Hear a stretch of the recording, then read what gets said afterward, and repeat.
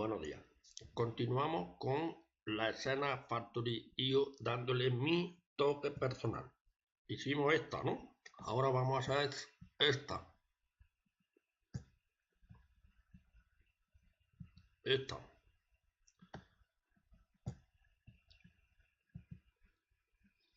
Vamos a hacer esta. ¿Esta qué hace?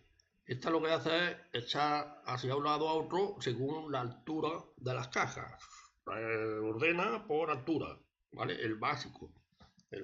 Este lo vamos a hacer ahora. Pero normalmente comparto la escena en la página web de esta gente, de Factory.io.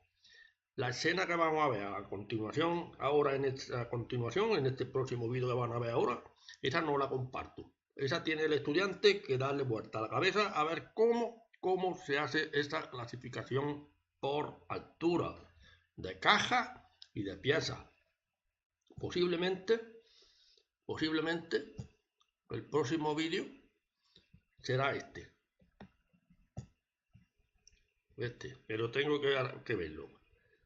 Estamos en el básico.